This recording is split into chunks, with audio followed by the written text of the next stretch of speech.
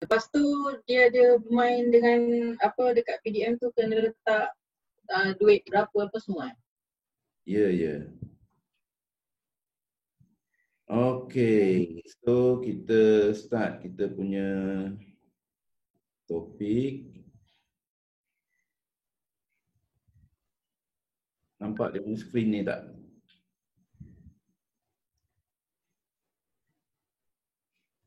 Skrin nampak tak? Nampak saya. Okey, okey.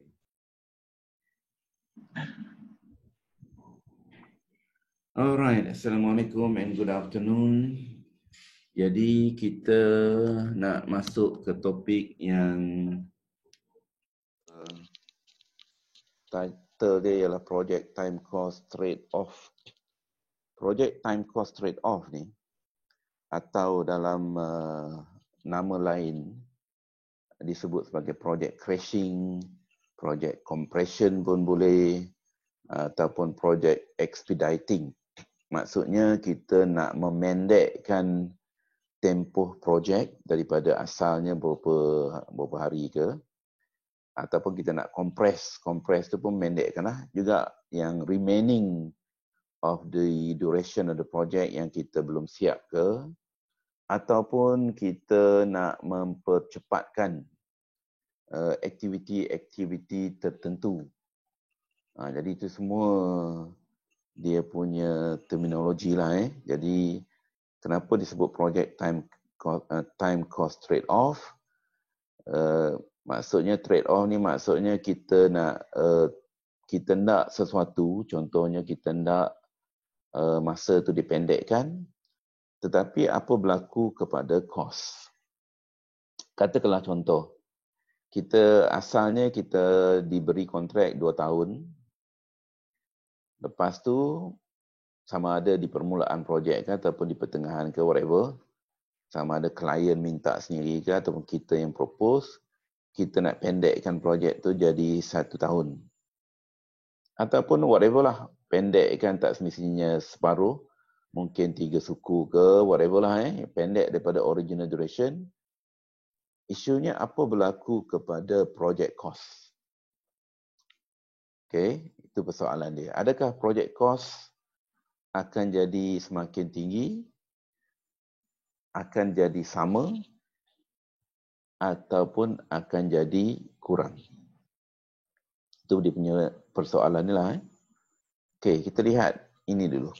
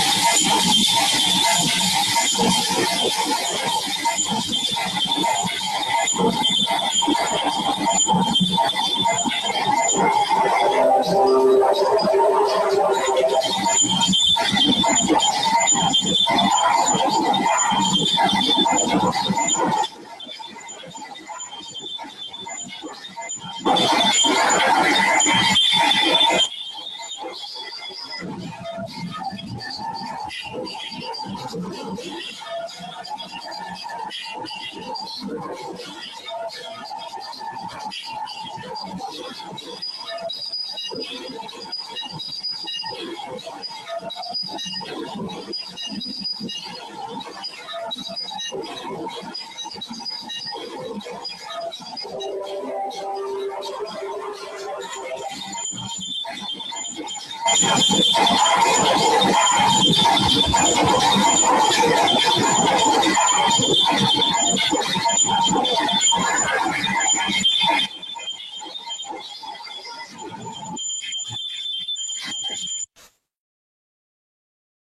katakanlah berapa hari dia orang siapkan projek ni?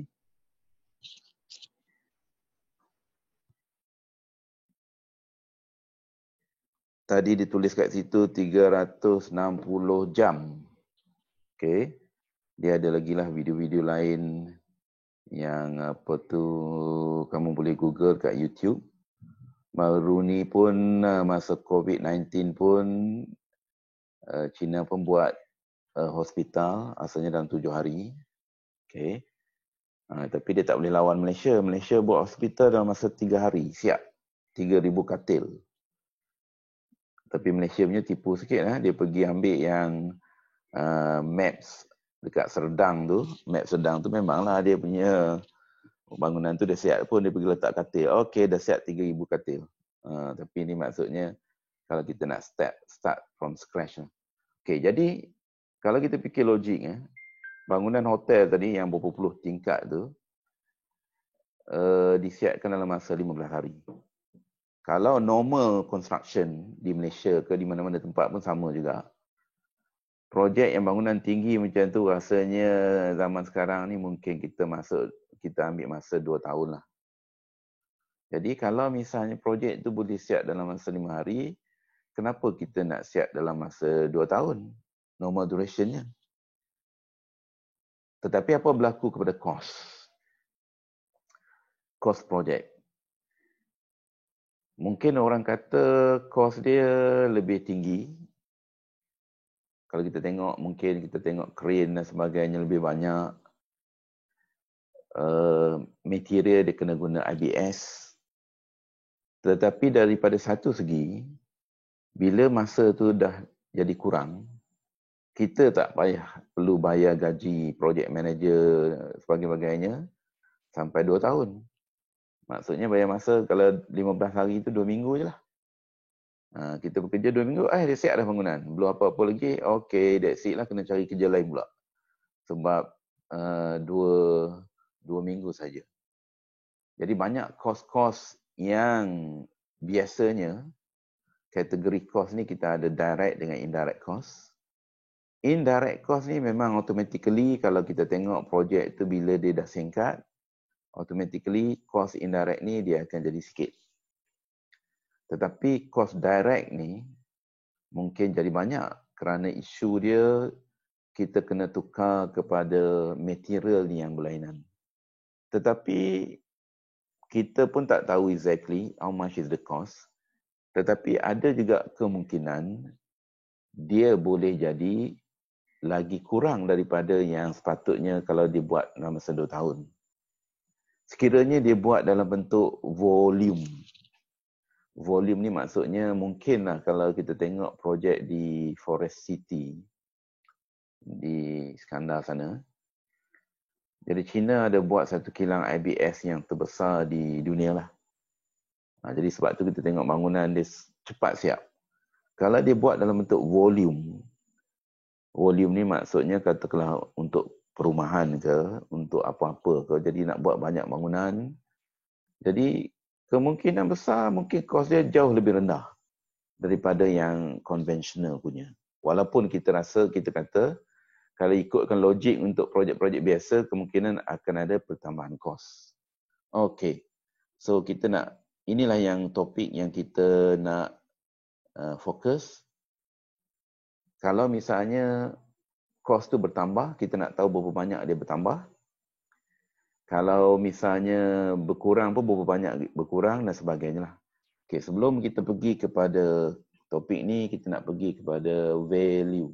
Inilah formula yang saya selalu sebut dalam starting from projek kita yang sebelum ni lagi. Okay. Jadi total cost ni maksudnya ni lah. Ini disebut total construction cost. Total construction cost. Jadi construction cost ni maksudnya kos yang kita perlu keluarkan duit itu untuk buat bangunan tersebut, sama ada directly maksudnya apa? Material, labor, machinery. Machinery equipment samalah. Jadi biasanya direct ni 3 kos yang utama yang kita dah cover dalam kelas kita yang sebelum ni. Manakala komponen yang satu lagi ni ialah indirect cost.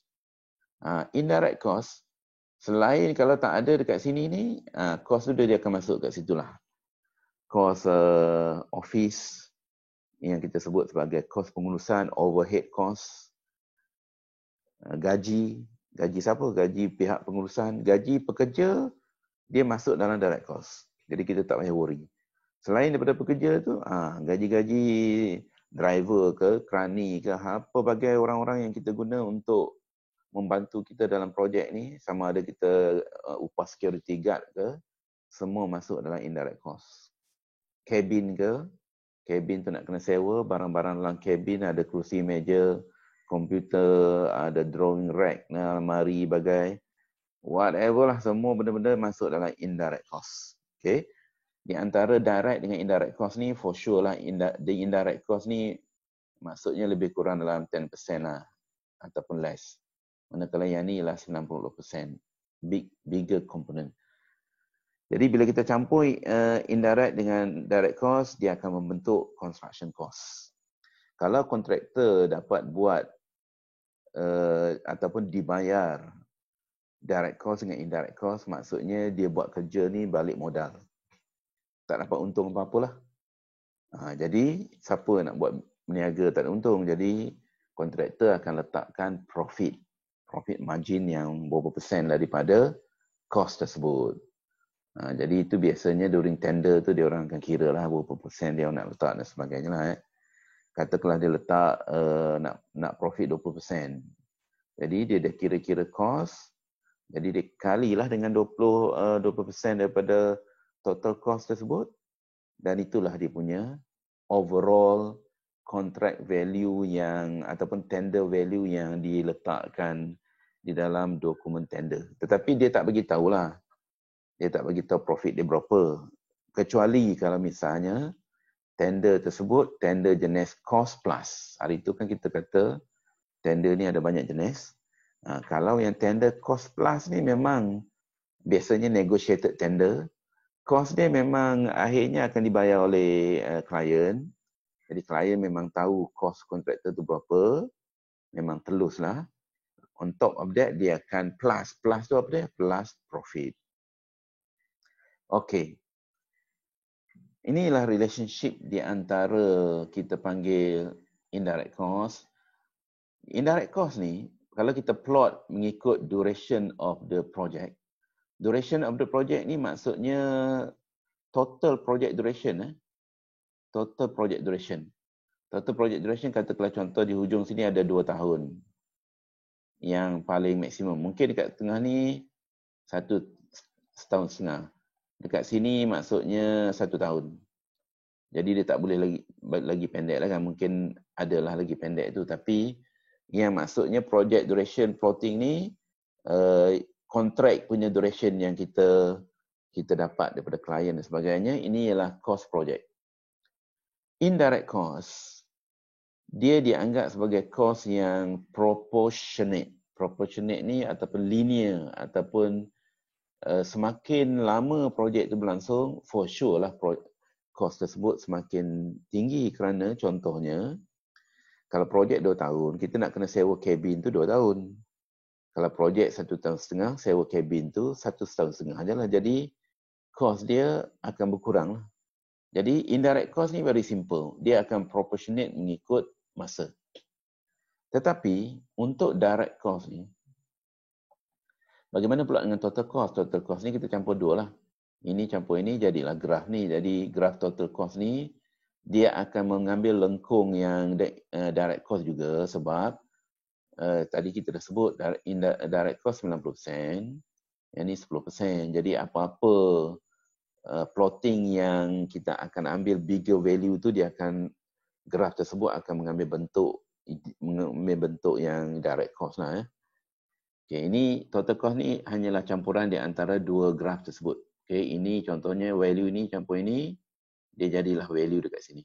Okay, so sekarang ni kita nak lihat kepada direct cost. Macam mana direct cost ni dia jadi graf yang lengkung begini.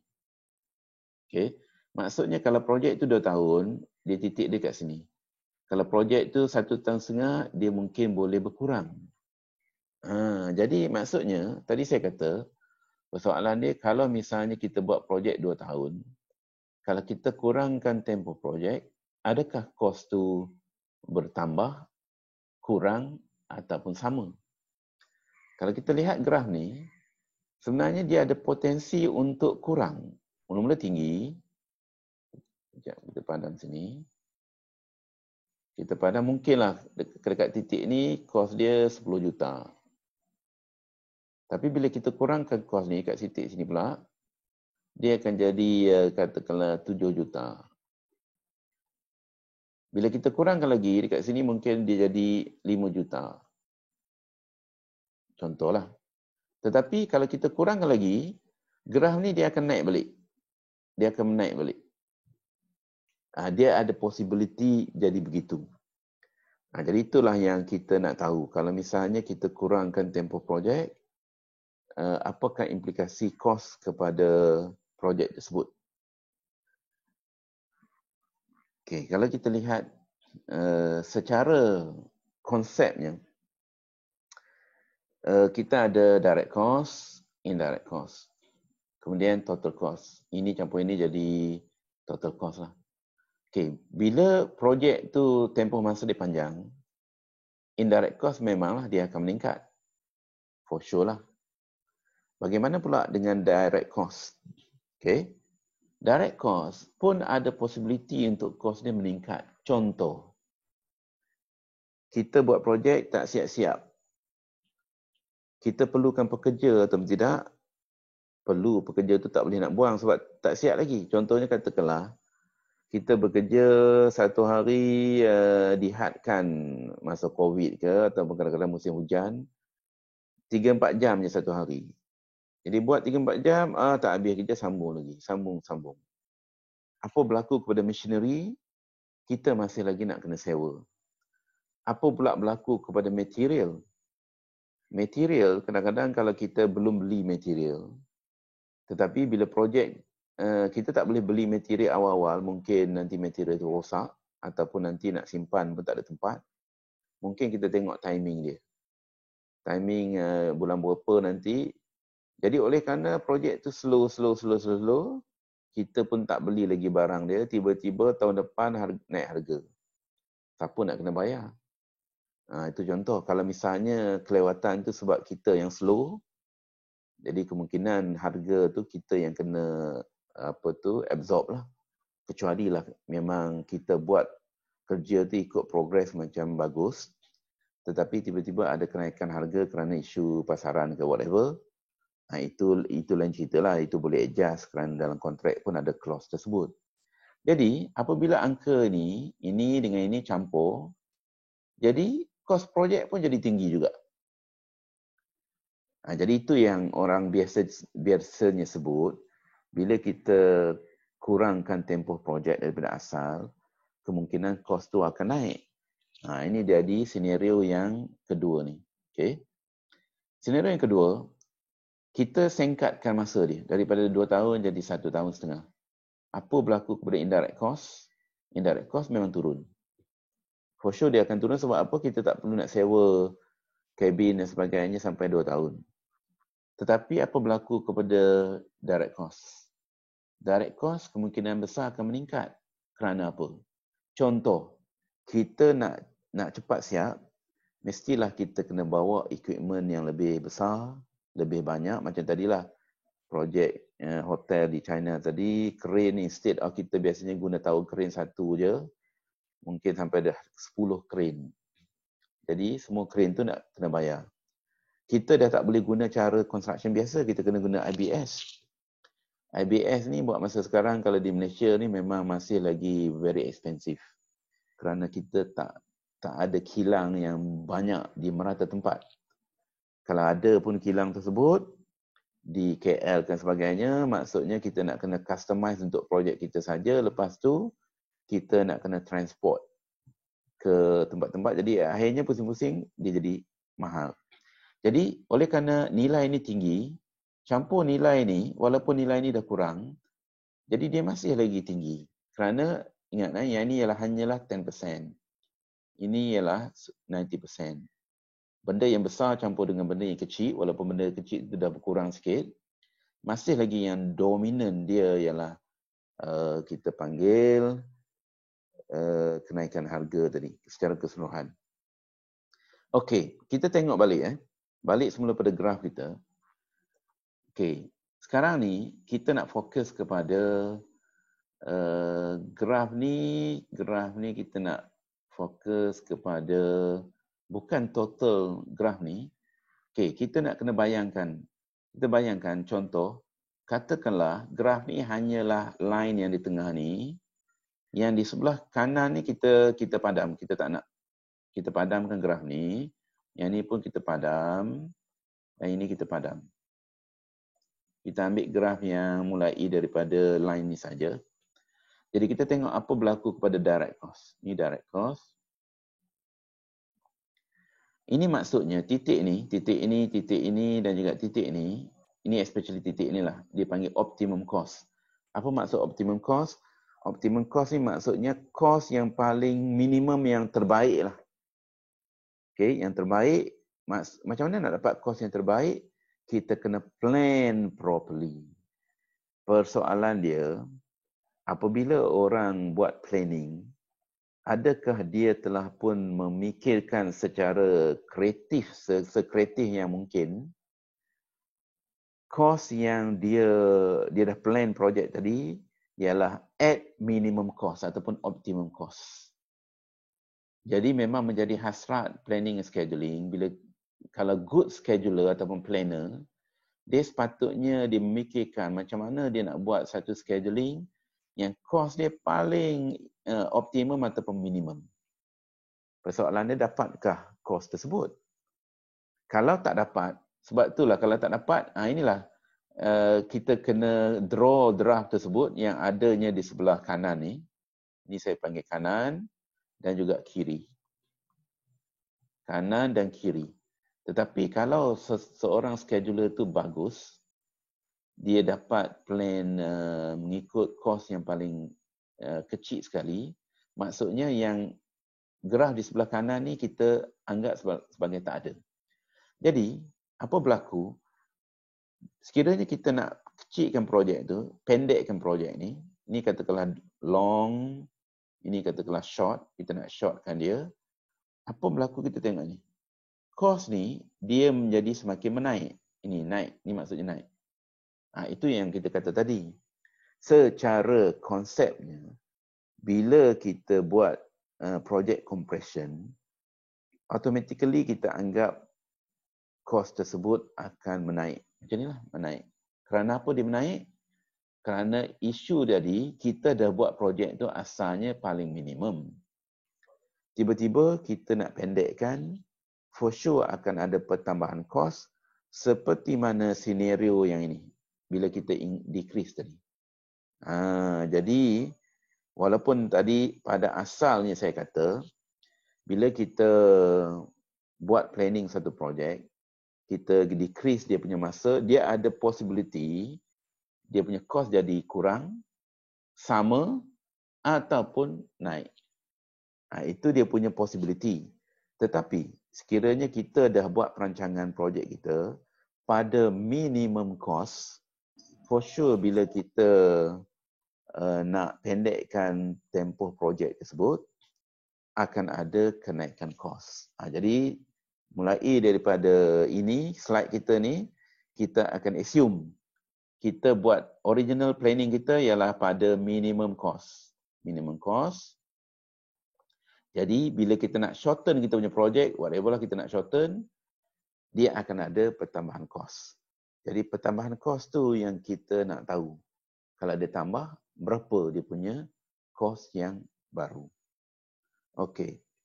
Persoalan dia, kenapa kita nak pendekkan tempoh projek? untuk apa? Apa tujuan dia? Satu, dia ada kemungkinan client request. Klien minta pada kontraktor, mungkin original plan dia 2 tahun macam saya kata tadi. Klien kata, okey boleh tak? Dia boleh berlaku sebelum kita sign kontrak ataupun bila projek tu dah on 1, 2 bulan, 3 bulan ke, tak kisahlah. Bila masa pun tak ini masalah. Mungkin klien request pada kontraktor supaya kita mempercepatkan tempoh projek kita. Bila kita mempercepatkan itu, mungkin reason klien ada banyaklah. Satu, katakanlah bila klien ni buat projek perumahan ni biasanya besar. Dia tak buat semua rumah tu serentak. Biasanya dia akan bagi-bagikan kepada fasa 1, 2, 3. Katakanlah kita tengok ada satu projek tengah on ni di sebelah tol Skudai, Saintek Senai. Saintek Senai. Okey, apa Syamil? Ada siapa nak tanya tadi? Betul. Ya.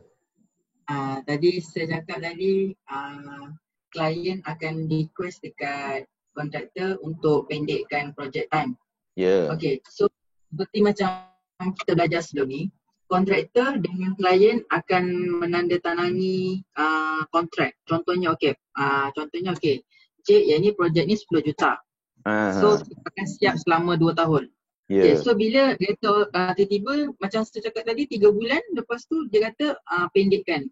Saya nak pendekkan 1 tahun. Dan tiba-tiba kos tu naik sampai 13 juta. So maksudnya bila dah tanda tangan tu boleh ke kos tu dia maksudnya macam klien tambah lagi ke apa sebab berdasarkan hitam putih yang dah tanda tangan tu? Oh, itu tak ada masalah, boleh. Sebab yang ditanda tangan tadi itu ialah kontrak asal, tetapi nanti semasa projek berlangsung memang dia akan ada changes ataupun variation order, arahan-arahan. Jadi apa-apa arahan daripada klien sebagai kontraktor tu kita kena ikut kerana dalam kontrak clause tu memang ada dan for sure dia akan ada implikasi kewangan. Cuma implikasi kewangan tu perlu direkodkan, nanti dia akan negotiate baliklah dia punya cost tu. Cuma yang menjadi isu dia sebenarnya kontraktor tu pandai-pandai. Kalau dia pandai-pandai nak pendekkan projek bagai sebab itu yang jadi isu. Kalau misalnya klien request, dia tak jadi isu. Okey, katakanlah senario contohnya klien request. Macam tadilah saya kata projek perumahan biasanya mungkin berlaku senario begini. Katakanlah klien ni dia marketing, dia nak buat marketing sebenarnya dia buat fasa 1.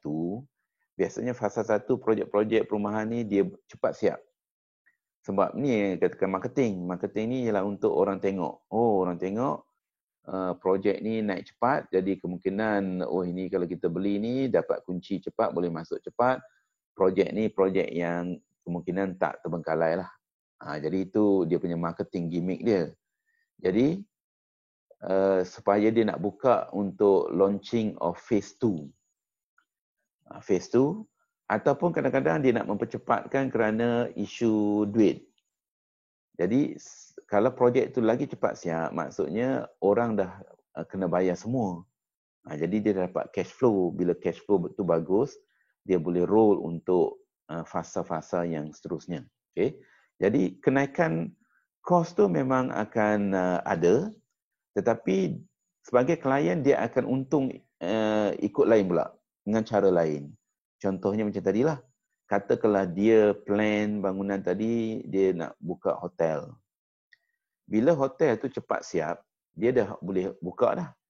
Hotel tu boleh buat operasi dan dia dah boleh start dapat duit lagi dia. Jadi itu yang keuntungan yang dia bakal perolehi walaupun dia ada pertambahan kos. Tetapi dia akan untung ikut cara lain. Kalau dia buka kilang lagilah. Kilang tu dah boleh beroperasi dan sebagainya. Jadi sebagai insentif kepada kontraktor, dia boleh bagi insentif ke, bonus ke. Kerana kontraktor ni macam kita katalah, macam kita pun kalau secara logiknya kita bawa, katakanlah kita disuruh kita bawa kereta lah kan. Kita bawa kereta secara speed yang normalnya nak pergi ke KL mungkin dalam 4 jam. Tapi kalau misalnya kita naik Grab ke apa, kalau kita nak suruh orang tu bawa laju sikit, kita bagi kat dia, boleh laju, saya dah lewat ni nak kejar kapal terbang dan sebagainya. Kalau kita bagi tip lebih kat dia, boleh je dia tekan minyak tu. Dia macam itulah, is insentif. Okay. Yang kedua, delay incurred for the earlier activity which force the contractor to reduce the remaining. Contohnya, katakanlah projek tu 2 tahun. Sekarang ni kontraktor dah buat 1 tahun. Maksudnya dah guna pakai masa tu 1 tahun. Jadi yang balance-nya 1 tahun lah. Tetapi progress pula walaupun dia dah pakai 1 tahun, tiba-tiba COVID ni pula. Jadi maksudnya dah 3-4 bulan daripada 1 tahun yang masa yang dia pakai tadi, sebenarnya progress dia bukan 50%, sepatutnya 50% lah kan. Mungkin 30% saja. Manakala yang lagi 70% tu nak disiapkan dalam masa yang remaining masa 1 tahun. Maksudnya dalam masa 1 tahun tu, kalau ikutkan logik tak siap tu. Sebab ikutkan sepatutnya dia kena lebih masa lagi. Tapi oleh kerana senario yang berlaku ke whatever, jadi nak tak nak, kalaulah contohlah, kalau misalnya masa tu masih lagi sama, yang remaining 1 tahun, dia kena mempercepatkan yang balance aktiviti-aktiviti dia. Contoh, katakanlah aktiviti nombor K itu maksudnya dah pertengahan ke whatever. Aktiviti K tu mungkin asalnya dia plan 20 hari. Kalau dia masih lagi berpegang kepada 20 hari itu, maksudnya tak banyak benda tak siap lah. Jadi dia kena potongkan aktiviti itu daripada 20 hari jadi 10 hari contohnya. Dalam tempoh yang dibenarkan lah. Jadi kadang-kadang kita kena ikut logik juga. Satu aktiviti itu, contohnya kita tuang konkrit tu belum mengeras dan sebagainya. Macam mana kita nak mempercepatkan dia? Itu pun kena ikut lah. Kecuali kalau kita gunakan metod IBS ataupun precast. Mula-mula kalau ikutkan casting biasa, guna casting yang tuang di tempat tu je lah. Lepas tu kita tukar kepada precast lah. Precast ni memang cepat lah. Jadi itu contoh lah. Okey. Jadi dalam senario yang kontraktor tadi, mungkin sebahagian daripada kerja tadi dah terlewat, jadi dia nak catch up. Itu yang menyebabkan dia kena compress certain activity. Yang ketiga, contractor getting new job. Ni contohnya, kontraktor ni nature ataupun dia punya survival bergantung kepada projek yang dia dapat. Dalam 1 tahun tu, dia pun tak tahu projek tu dia nak dapat atau tidak. Katakanlah dia sedang buat projek sekarang ni, tiba-tiba dia dah buat beberapa bulan, dapat lagi projek yang sama ada berdekatan ke ataupun sebagainya. Mungkin dia ada piling machine ataupun mesin-mesin tertentu. Dua-dua projek pun pakai piling machine yang sama. Jadi katakanlah contoh dia masih lagi guna dekat projek dia sekarang, for sure projek dia yang sebelah tu yang pun dah nak start guna piling juga, dia perlu beli ataupun sewa mesin lain. Jadi kalau sewa mesin lain, jadi maksudnya dia ada extra cost kat situ lah. Kecuali kalau kita guna mesin kita sendiri, jadi cost dia taklah setinggi itu. Jadi itu pun ada senario, dia boleh gunakan konsep ini mempercepatkan aktiviti-aktiviti tertentu, contohnya piling tadi.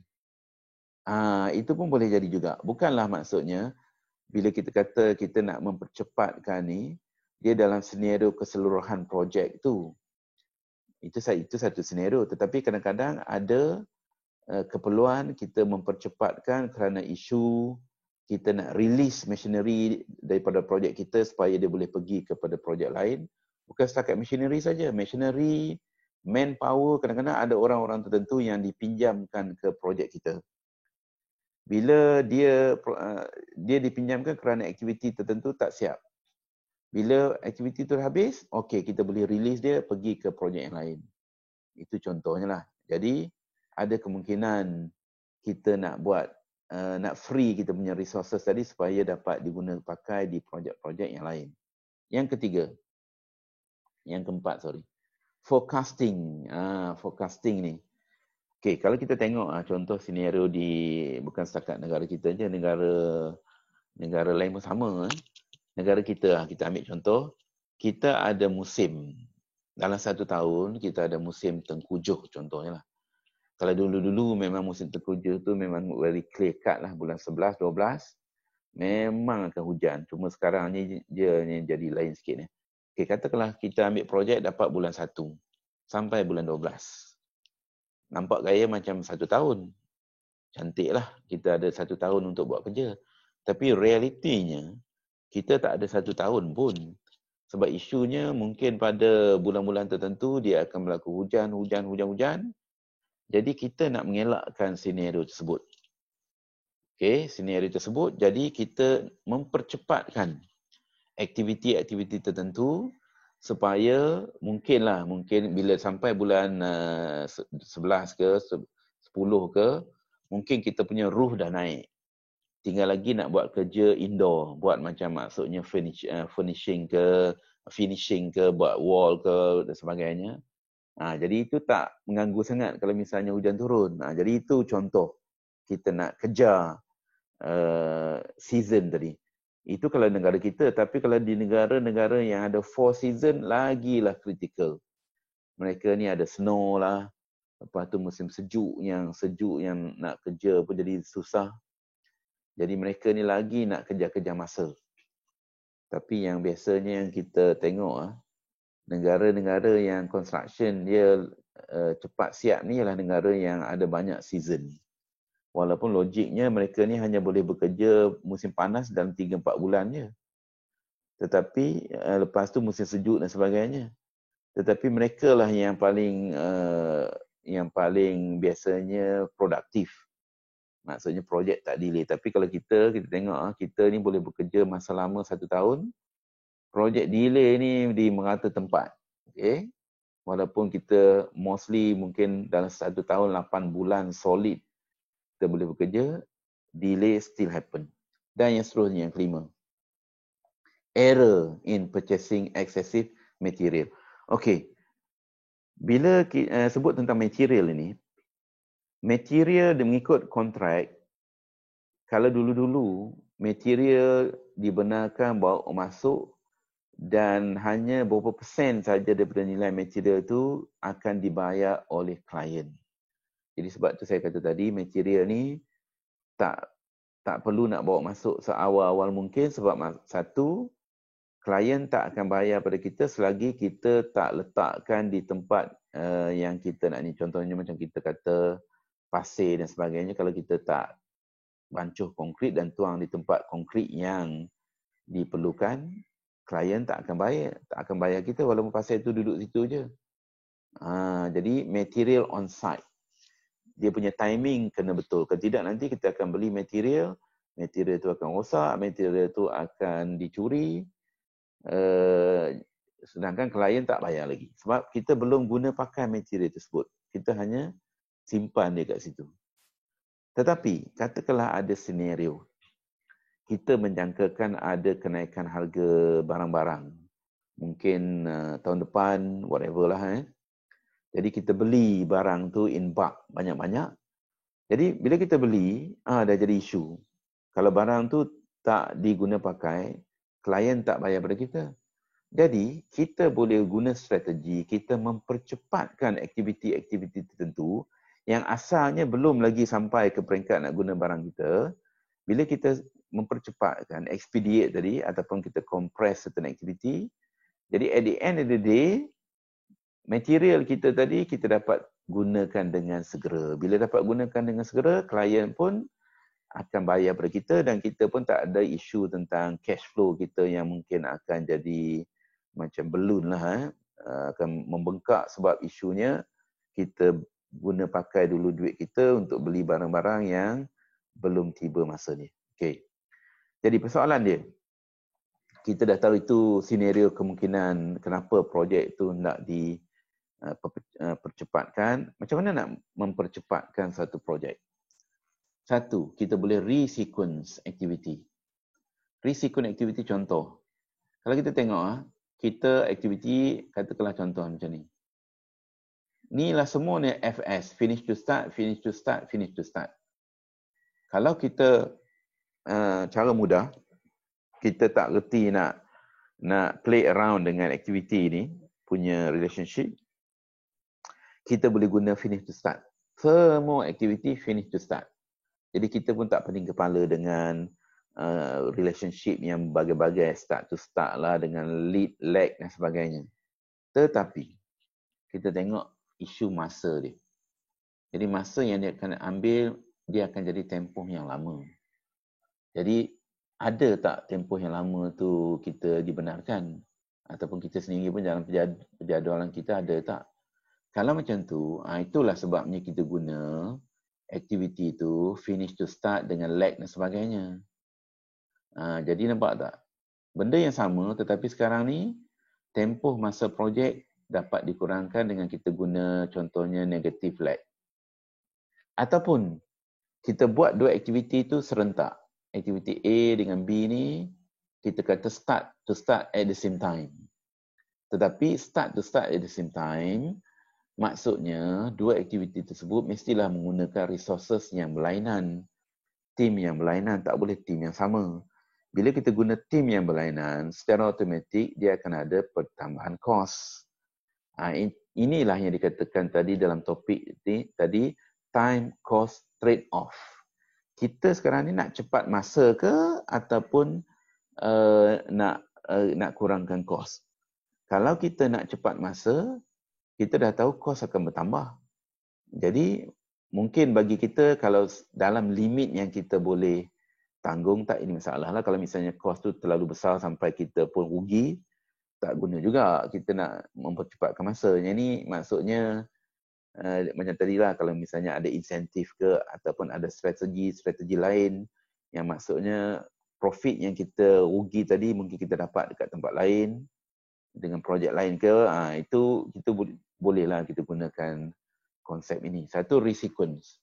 Okay? Resequence ni dengan menggunakan logic relationship yang berbeza dan juga kita guna lead, lag dan whatever lah. Instead of guna FS, kita guna SS dan sebagainya. Okay, kemudian yang kedua, accelerate. Accelerate ni satu lagi perkataan. Tadi saya sebut compression, expediting.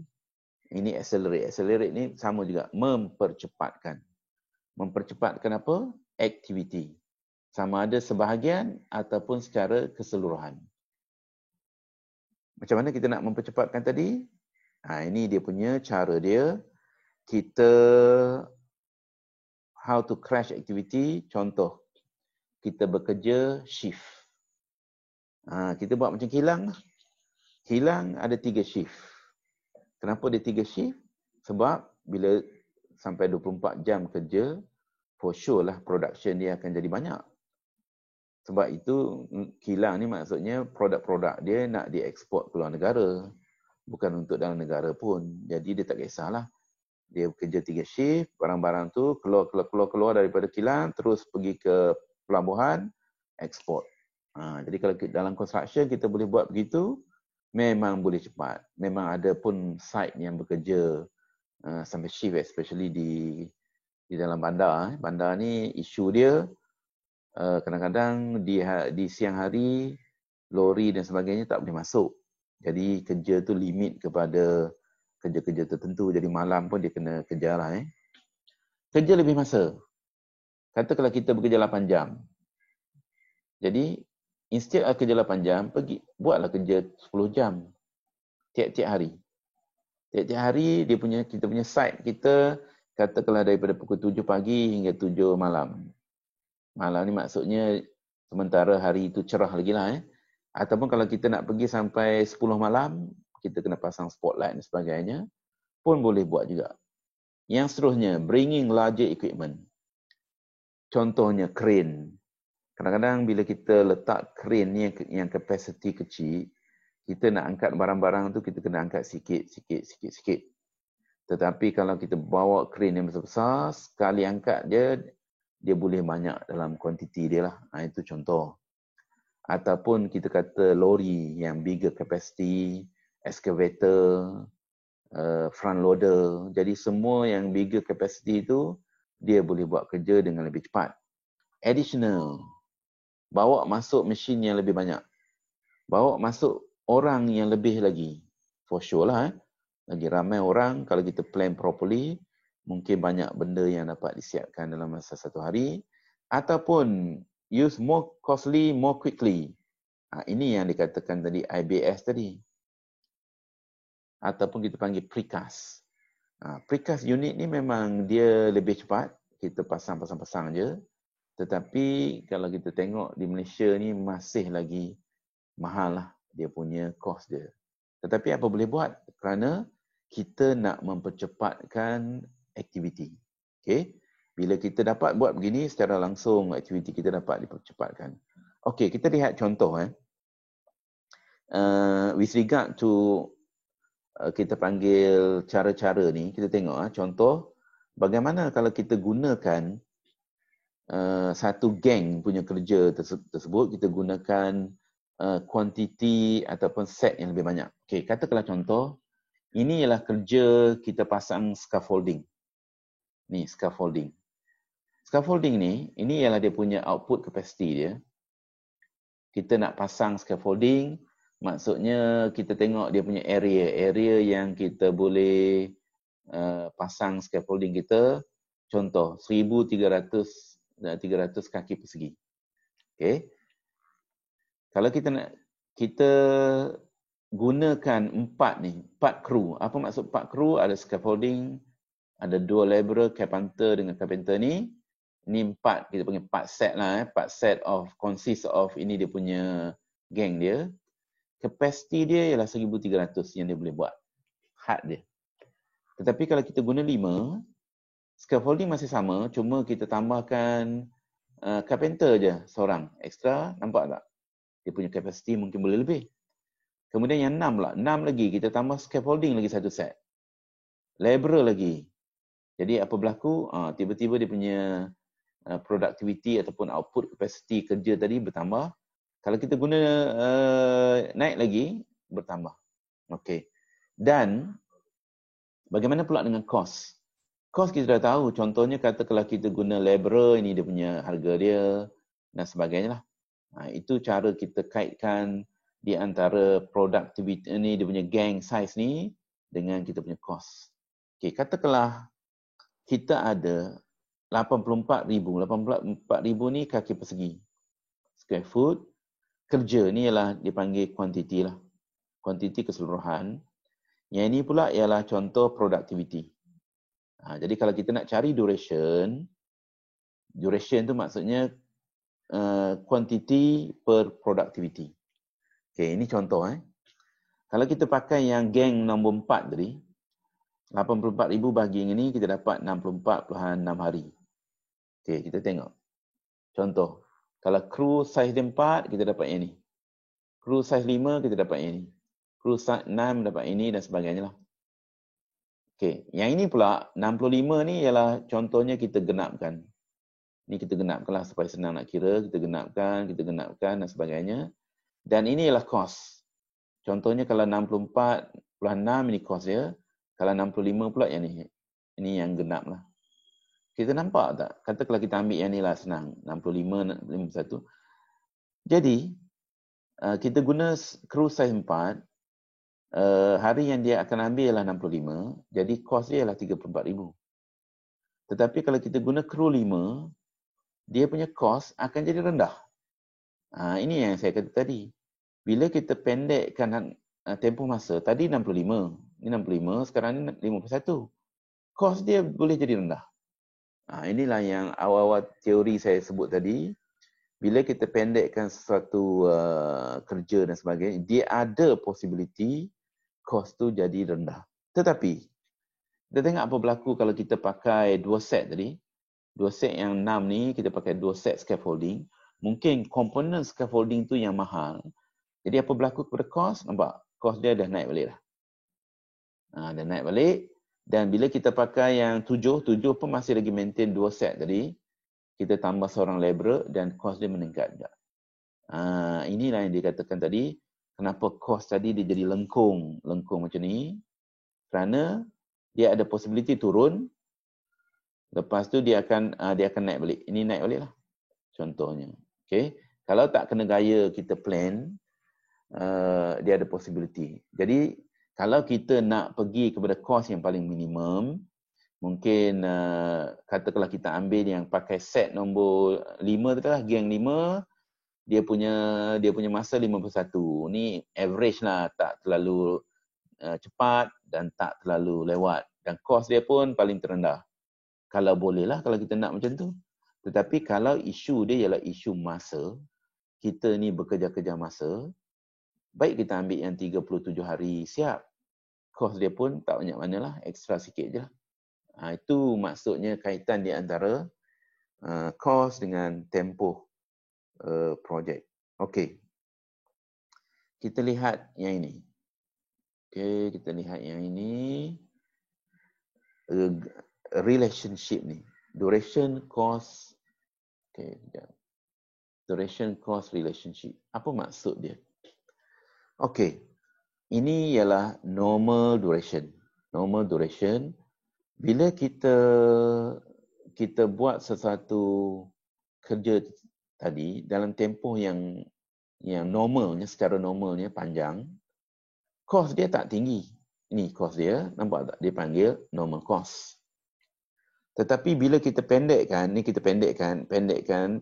lagi sampailah kita panggil crash duration. Sampai paling pendek ni. Istilah dia panggil crash duration. Apa berlaku kepada cost? Cost akan meningkat. Nampak tak? Meningkat. Ini yang dipanggil crash cost. Okay. Jadi, poin yang tadi, 2, 3, 4 tu sebenarnya dia ada kaitan dengan poin-poin yang contoh kalau ni value-value ni. Nampak tak? Dia ada contoh, ada kenaikan kat situ. Tetapi mungkin yang ni dalam kes yang tak sama, tetapi kita boleh kaitkan dengan relationship di antara cost yang projek yang normal duration dengan dia punya cost.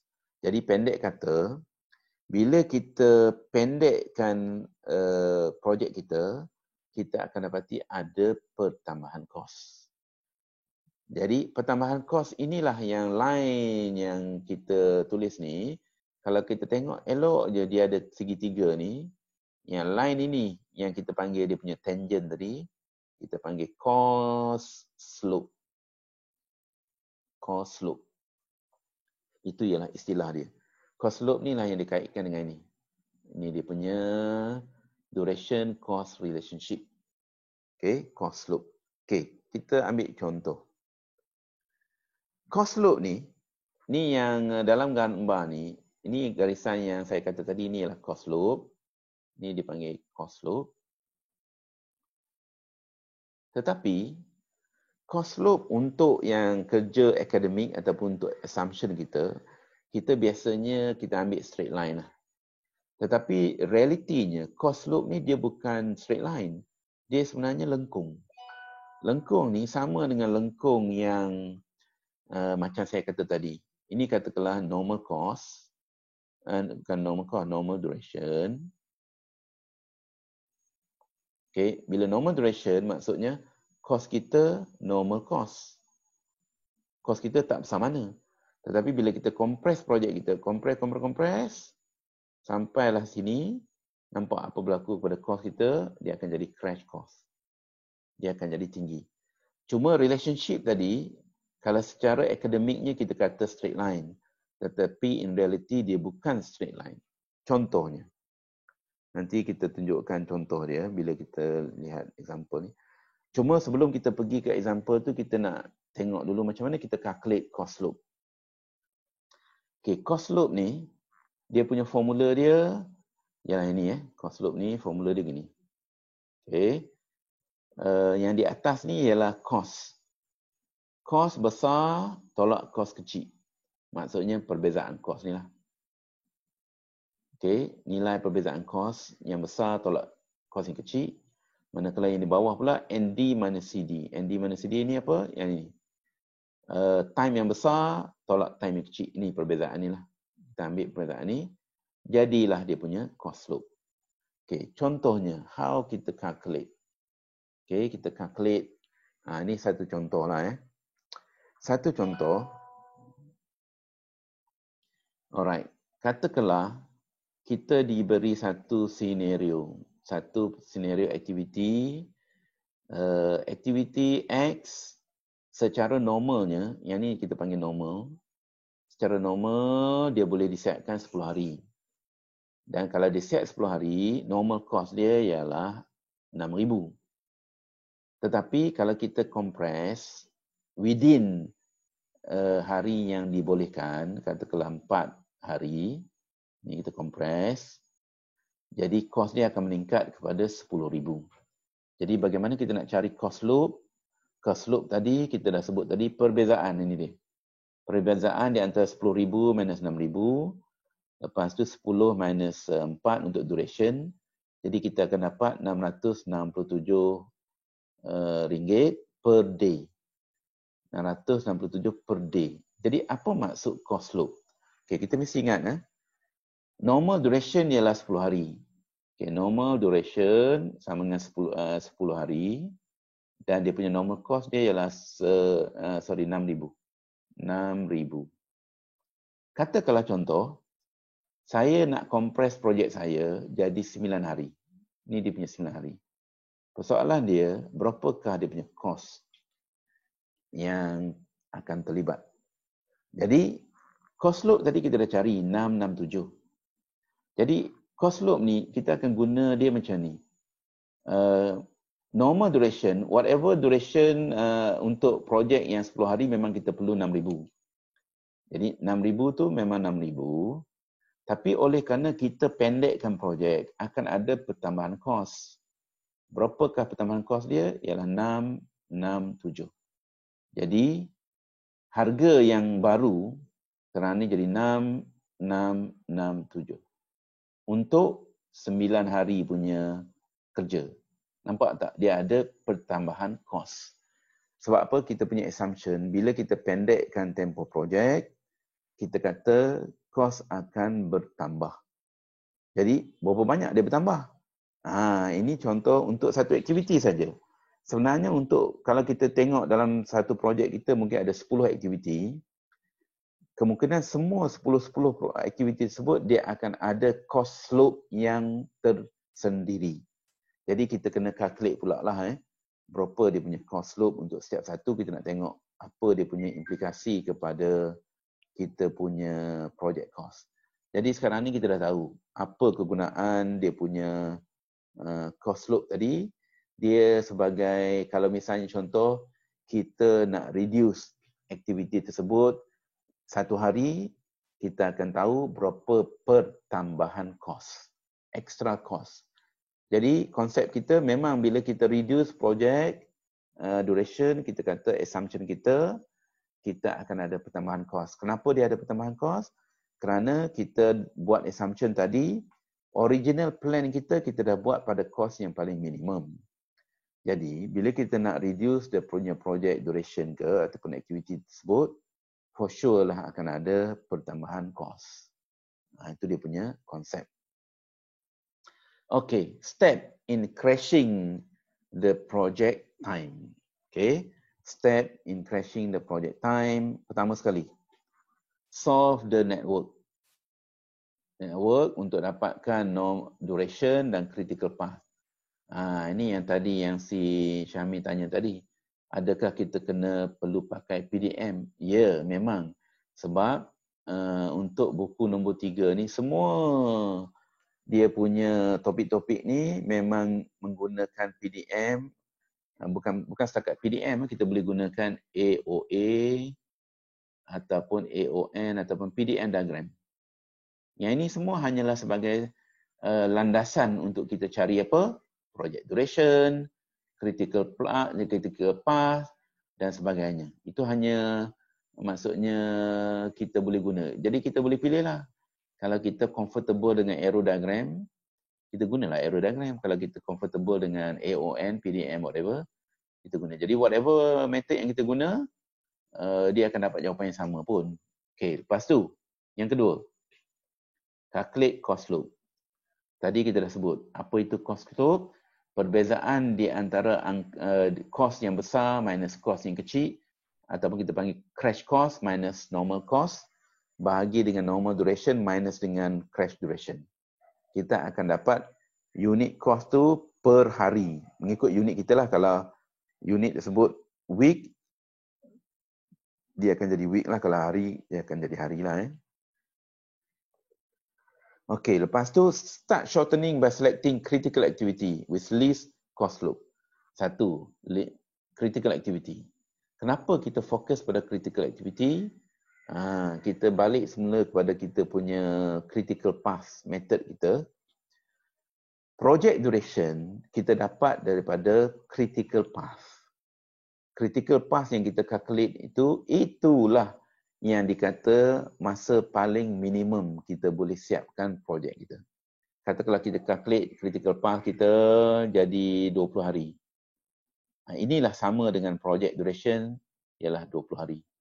Kalau kita nak pendekkan projek ni daripada 20 hari jadi 18 hari, for sure lah kita kena pendekkan aktiviti di dalam critical path tadi. Kalau kita pendekkan aktiviti dalam kita pendekkan masa dalam aktiviti lain, dia tidak mengurangkan tempoh projek ni pun. Tetapi kita mesti ingat, bila kita kurangkan aktiviti satu aktiviti itu, dia akan ada pertambahan kos. Tadi kita dah sebut, setiap satu aktiviti itu asalnya dia ada normal cost. Tetapi kita pergi pandai-pandai pendekkan tempoh aktiviti, sudah semesti dia akan ada pertambahan kos. Jadi apa gunanya kita pendekkan aktiviti yang bukan dalam kritikal?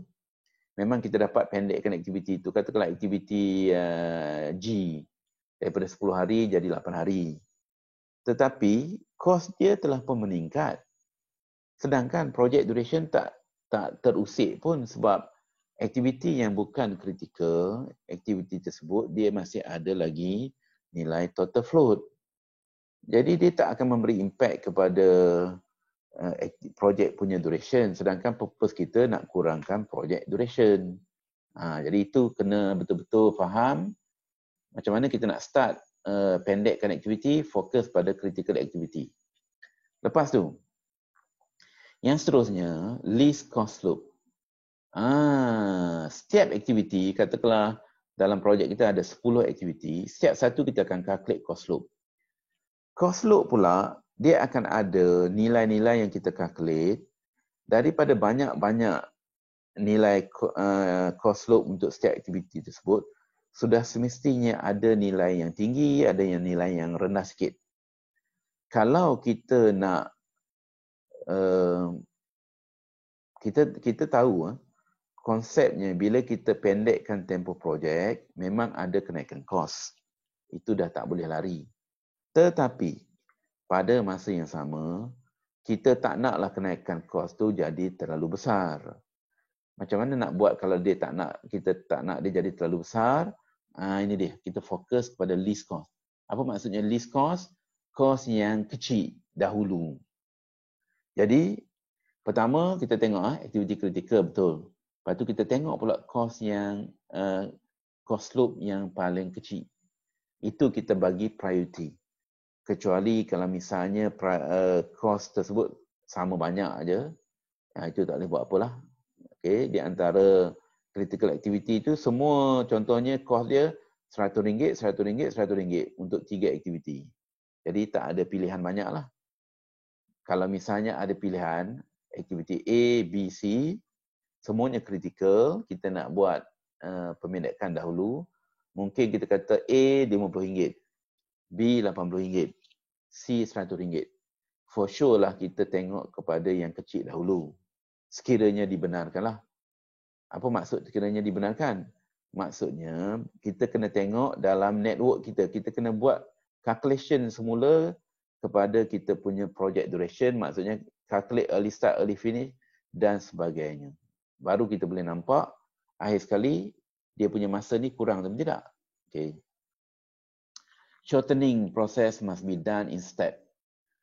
Step ataupun cycle. Jadi nak buat project crashing ni, memang kita nak kena draw kita punya network diagram ni berkali-kali. Sebab tu untuk dalam kamu punya buku ataupun slide saya dah bagi contoh. Kalau kamu tengok di hujung-hujung example kita, adanya rajah yang berulang-ulang, rajah kosong.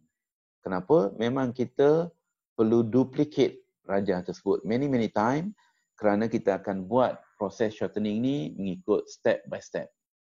Kadang-kadang mungkin step dia sampai 2, 3, 4, 5 dan sebagainya. Baru kita dapat jawapan yang kita nak. 5. Look for formation of second, third and so far critical path. Okay. Critical path ni, dia bukanlah satu. Kita mesti ingat. Dia bukan hanyalah satu di dalam kita punya network diagram. Kebetulan, bila kita punya diagram-diagram yang sama ada dalam exam ke dalam exercise kita, semua kamu tengok ada satu critical path sahaja. Kerana kita punya network ni dia tak besar. Dia ada satu. Tapi in reality, critical path ni dia boleh lebih daripada satu. Itu yang kita panggil multiple critical path. Okay? Ingatlah, critical path dia bukan satu. Dia boleh jadi banyak. Cuma dalam kelas kita saja yang kita tunjuk contoh satu. Okey, apa yang berlaku? Bila kita buat proses ni, kerja ni, mula-mula critical path dia satu line saja. Tapi bila kita dah compress satu aktiviti tersebut, tiba-tiba aktiviti yang lain pula dia jadi critical. Bila aktiviti yang asalnya tak critical, dia jadi critical. Jadi line critical path tu dia mungkin dah jadi 2. Itu untuk mungkin step nombor 2. Bila kita buat step nombor 3, ada pula aktiviti yang asalnya bukan critical, dia pula affected. Jadi pula sekarang ni dah jadi 3 critical path. Silat-silat akhir bulan semua path dia akan jadi critical. Jadi memang dia akan jadi begitu. Okey. Lepas tu, apa yang kita perlu buat? Selepas kita dah buat exercise tersebut, kita akan dapat apa? New direct cost. Jadi tujuan kita nanti kita nak cari total cost. New total cost. Kita mesti ingat total cost ni maksudnya ada new indirect cost, saya sebut IC, new indirect cost plus new direct cost. Jadi bila kita dah buat beberapa kali step tersebut, for sure kita akan dapat new bila ini campur ini, kita akan dapatlah new total cost. Dan inilah yang kita nak cari. Berapakah kos baru untuk projek kita dan berapakah hari yang baru. Hari baru ni maksudnya hari yang kita pendekkan. Okay? Jadi itu dia punya objektif kita. Okay, kita nak lihat satu contoh yang very simple dulu. Contoh yang simple ni kita ada 3 aktiviti. Aktiviti dia A, B dan C. Yang ni kita pakai AOA diagram. Sebab tu saya kata tadi, bila kita nak buat exercise ni, kita step yang pertama kita nak solve network guna AOA ke, AON ke, whatever. Kalau misalnya yang mudah-mudah ni kita boleh guna yang AOA ataupun AON pun boleh, doesn't matter. Jadi kita buatlah lukis cara biasa. Jadi kita buatlah penyelesaian dia, contohnya A. A ni 0 campur A berapa hari? 10 hari. 0 campur 10, 10. Dapat yang ni.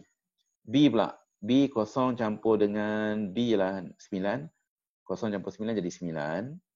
9 campur ni, inilah dummy, katakanlah D1. Inilah dummy 2.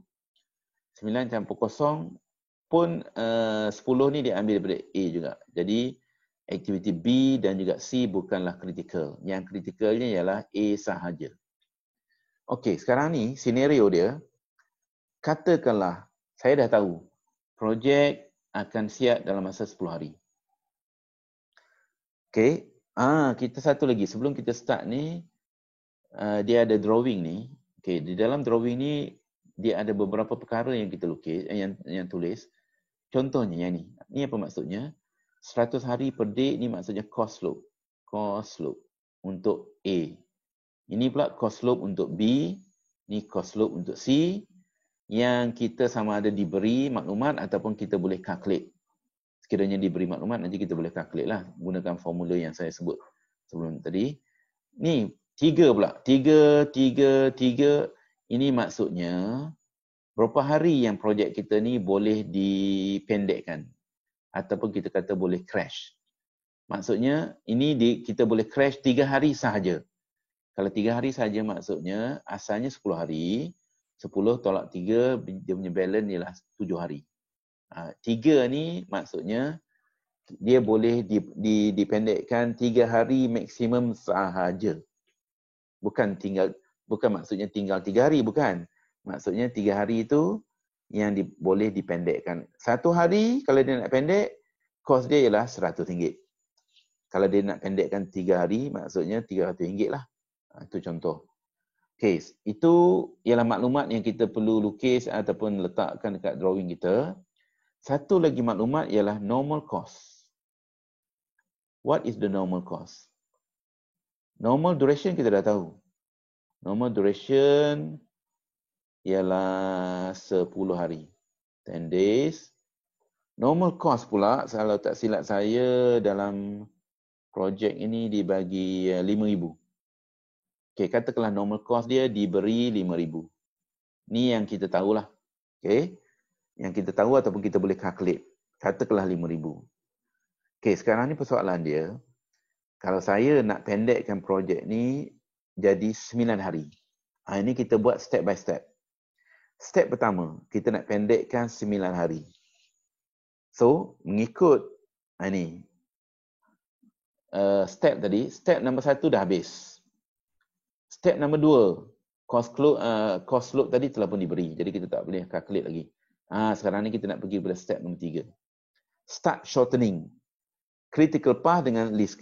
Jadi, dalam projek kita ni, A sahaja yang critical. Kalau kita nak potong dia ataupun nak pendekkan projek kita daripada 10 kepada 9 hari, kita hanya fokus pada A. Yang lain kita tak perlu fokus sebab apa? Hanya A sahaja yang critical. Nampak tak contoh? Ini dia punya calculation dia. Apa yang kita buat, kita guna macam ni. Kita slash. Ini kita slash. Maksudnya asal 10 hari, sekarang ni kita pendekkan dia jadi daripada 10 pada 9, kita potong 1 hari lah. Jadi yang ni pun tinggal balance 2 hari. Jadi kita buat calculation semula. 0 campur dengan 9, dia akan jadi 9. Okey, sekarang ni kita dah achieve objektif kita. Projek dapat dikurangkan 1 hari. Tetapi kalau misalnya sebelum ni, contoh, ini kritikal. Saya pergi potong aktiviti B. Saya potong contohnya daripada 9 jadi 8. Jadi saya cuba buat calculation semula. 0 campur 8, sini jadi 8. 8 campur 0, dia masih lagi 10 sebab 10 ni daripada critical activity. Jadi nampak tak? Kalau saya tak potong aktiviti itu mengikut critical path, B saja yang saya cut tadi ataupun compress, projek saya tak ke mana pun, masih lagi 10 hari. Tetapi dah ada pertambahan kos, how much? RM70 extra. Tak pasal-pasal kena bayar lebih. Itu yang kita kata tadi. Memang dia akan ada pertambahan kos. Tetapi kita kena tengoklah necessary atau tidak. Okey. Jadi bila saya buat begini, nampak tak? Dia akan ada pertambahan kos. Jadi nampak tak? Tadi 10 hari. Sekarang ni bila saya tolak 1, dia jadi 9 hari. Asal kos dia ialah RM5,000. Bila daripada 10 jadi 9 tadi, akan ada pertambahan kos RM100. Jadi projek saya sekarang ni dah jadi RM5,100. dan saya boleh buat dalam masa 9 hari. Itu yang kita maksudkan tadi. Bila kita pendekkan tempoh projek, betul, kita dapat pendekkan, tetapi akan ada pertambahan kos. Daripada mana kos tadi datang? Ialah daripada kos slope yang kita dah kira. Okay, next step. Kita buat step by step. Katakanlah next step ni kita nak pendekkan daripada 8 jadi, dari 9 jadi 8 pula. Kita kena perhatikan apa? Critical path. Sekarang ni, untuk step yang pertama ni, step pertama je pun, nampak tak? Ni critical dan B juga dah jadi critical. Asalnya critical path tadi 1, sekarang ni dah 2 line pula dah. Jadi, kalau misalnya next step, saya nak pendekkan kepada 8 hari, apa yang berlaku nampak tak? Saya potong ni, daripada 9 jadi 8. Jadi, saya kena potong 2 aktiviti, task A dan juga task B. Kalau saya hanya potong yang mana lebih murah, for sure B ni lebih murah daripada A. Tetapi oleh kerana dua-dua critical, saya perlu compress both activity at the same time. Yang sebelum ni, saya hanya compress activity A sahaja. Tapi sekarang ni, saya kena compress activity A and B serentak 1 hari. Jadi, berapa pertambahan kos dia? A tambah RM100, B tambah RM75. Nampak tak? Campur ni jadi RM175. Tadi ingat tak? Untuk yang step yang pertama, daripada 10 jadi 9, kos dia dah jadi RM5,100. Sekarang ni, daripada 9 jadi 8, yang ini kena campur dengan ini. Jadi dia akan jadi 5,275. Inilah kos baru. Okey, kos baru. Yang ni kumulatif. Dia buat kumulatif ni pun boleh jugalah dia campur daripada tadi. Ini saya tunjukkan dalam bentuk yang split lah. Okey. Then, katakanlah kita nak compress lagi projek kita jadi 7 hari pula. Ni dah 8 hari. Compress jadi 7 pula. Kita kena perhatikan apa aktiviti kritikal yang selepas step nombor 2. Ni step nombor 2. Nampak gaya? Selepas step 2, A critical, B critical, C pun dah jadi critical. Inilah yang dikatakan tadi dalam ni nombor 5 ni dia kata look for formation of second, third and so forth critical path. Bila kita nak potong aktiviti seterusnya, bila semua dah jadi critical, jadi maksudnya kita nak kena fokus kepada ketiga-tiga aktiviti untuk next step. Ni katakanlah step ketiga. Jadi nampak tak apa berlaku ini? Potong 1 hari untuk A, potong 1 hari untuk B dan aktiviti C pun kena potong juga. Nampak gaya aktiviti A ni dah tak boleh potong dah. Katakanlah dah habis limit dia. Yang ni masih lagi ada 1, yang ni masih lagi ada 2. Boleh lagi lah kalau nak ni. Dan apa berlaku pada aktiviti projek? Dah jadi 7 hari. Apa berlaku pada pertambahan kos? Kita tengok. A RM100, B RM75, C RM50. Ni ialah new additional cost untuk step yang ketiga. Ini dah berapa? Tetapi kalau kita campur, ni kumulatif dia 500. Tadi 200, tadi yang asalnya 5275. Sekarang ni campur dengan ini semua, campur dengan value ni X, katakanlah X, dia akan jadi 5500. Ini kita punya new cost. Memang projek itu boleh siap 7 hari, tetapi cost dia bertambah. Okay. In conclusion, bila kita lihat plotting, kita boleh plot graph. Ini asalnya. 10 hari asalnya normal cost RM5,000. Nampak tak? Bila kita pergi kepada 9, cost dia ini. Pergi kepada 8, cost dia ini. Pergi kepada 7, cost dia ini. Tetapi yang tadi kita buat hanya 7 saja. Kalaulah dia boleh dipendekkan lagi, katakanlah ini 5. 5 ni paling maksimum lah. Jadi nampak tak dia punya relationship tadi? Ini yang disebut sebagai slope tadi. Tapi slope ni, dia mewakili keseluruhan projek lah. For all project. For all project. Apa tujuan kita dapatkan nilai ni? Okay, katakanlah kalau kita buat this exercise, kalau kita tahu dia punya, kalau kita compress satu hari, ini punya cost. Jadi senang klien untuk berbincang dengan kontraktor. Katakanlah klien kata, okay, kita nak pendekkan projek ni dalam tempoh beberapa hari dan sebagainya, agak-agaknya berapa cost. Jadi kontraktor immediately boleh. Kalau contoh klien nak pendekkan kepada 7 hari, kita akan dapat kos dia lebih kurang berapa tadi. Okay, bila kita calculate tadilah. Jadi itu contoh additional cost dia. Jadi kita boleh sebutkan begitu dalam bentuk yang relationship. Ini straight line. Tetapi kalau kita ada satu contoh yang lebih besar sikit, ini contoh lebih besar, kata kalau kita buat exercise yang sama, ini dia. Dia punya line bukan straight line ni. Dia punya line, ini dia. Line dia jadi lengkung. Lengkung inilah yang lengkung yang sama macam yang graf yang mula-mula saya tunjuk tadi. Tetapi kalau kita ingat balik graf yang mula-mula saya tunjuk tadi, yang ni dia. Ini dia graf yang paling ni lengkung ni. Lengkung yang ini. Inilah yang dimaksudkan oleh contoh exercise tadi.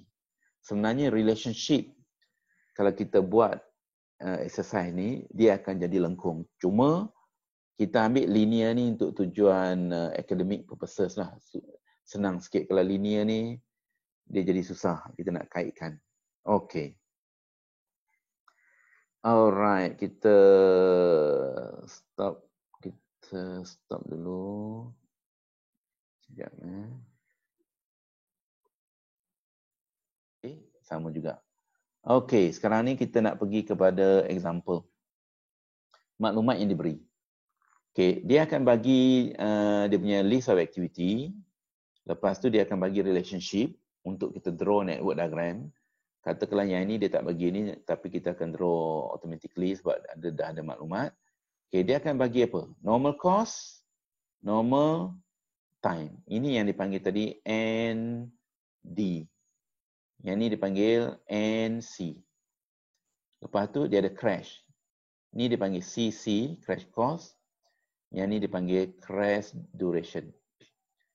Sebab kita perlu tahu maklumat ni untuk cari cost slope.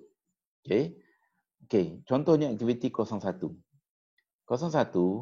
secara normalnya dia boleh buat 4 hari.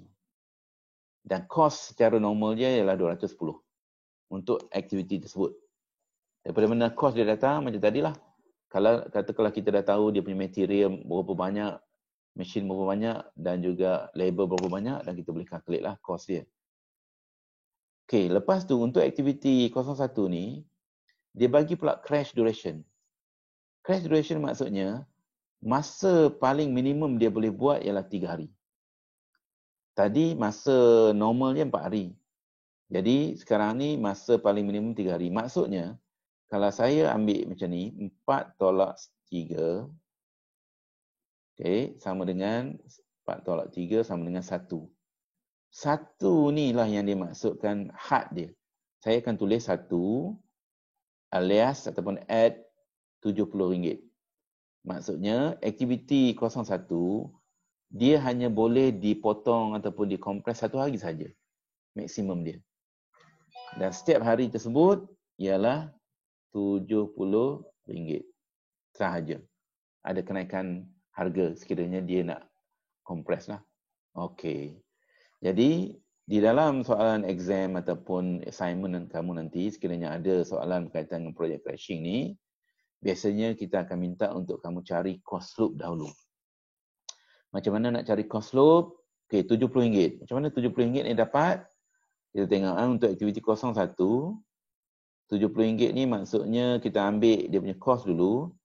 Cost normal, cost crash cost 280 tolak 210 bahagi dengan 4 tolak 3. Ataupun 1 lah.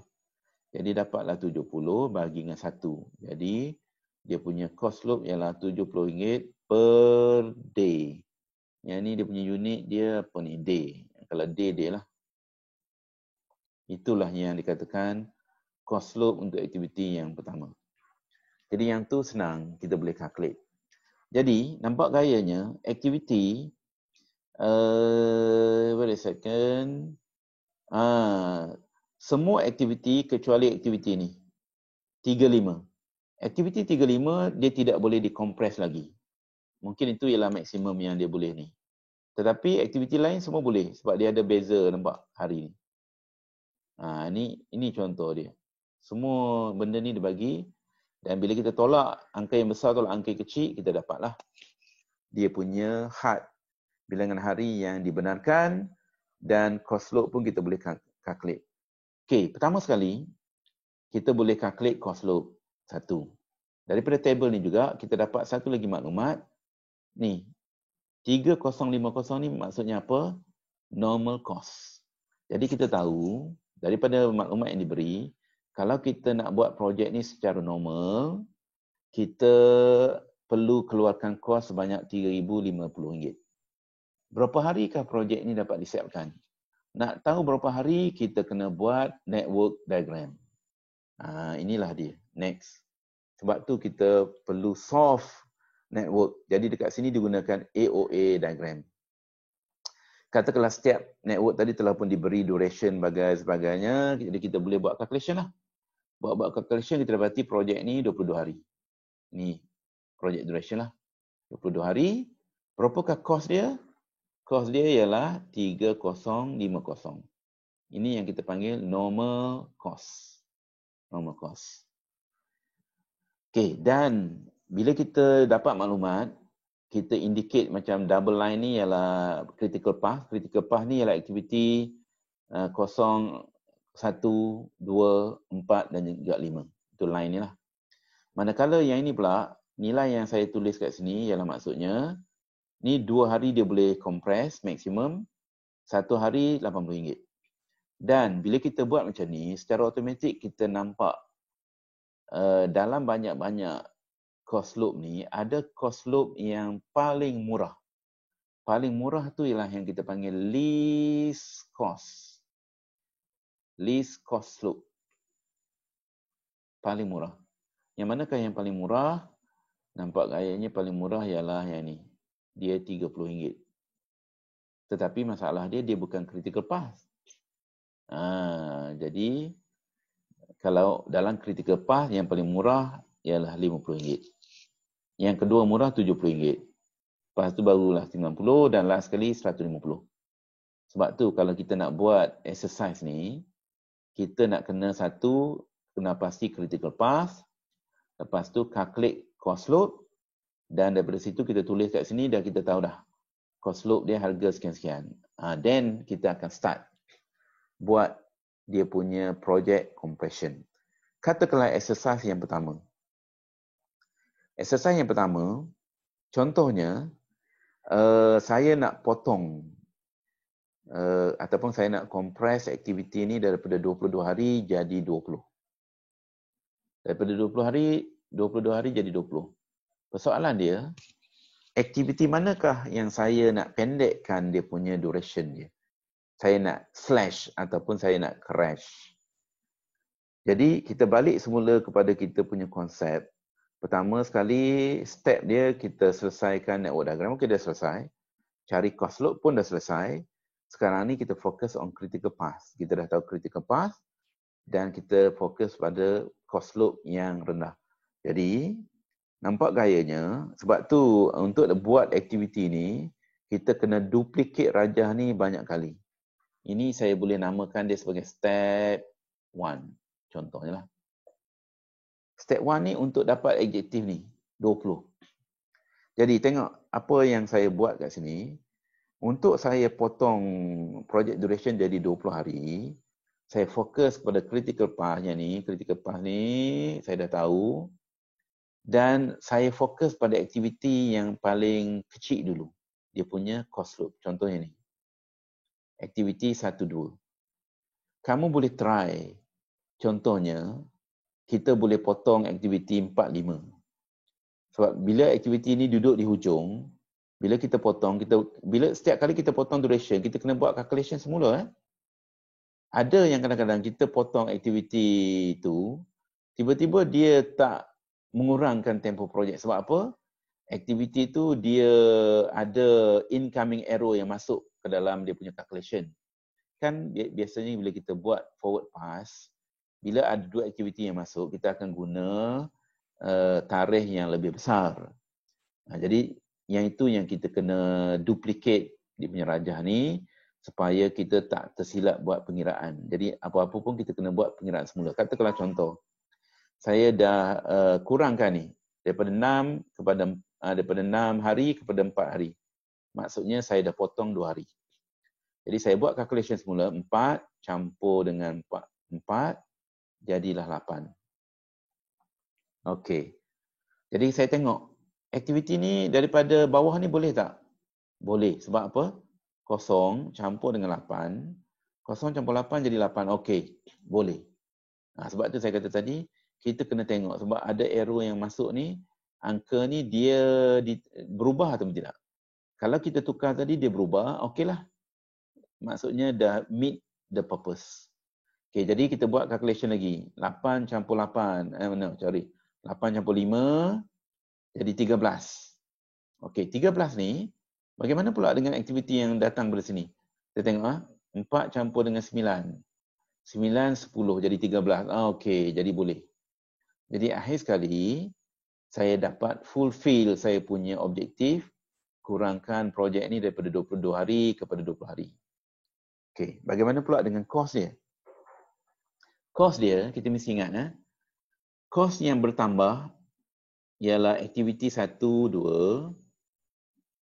Kos yang bertambah ialah 50 hari, RM50 kali dengan 2 hari.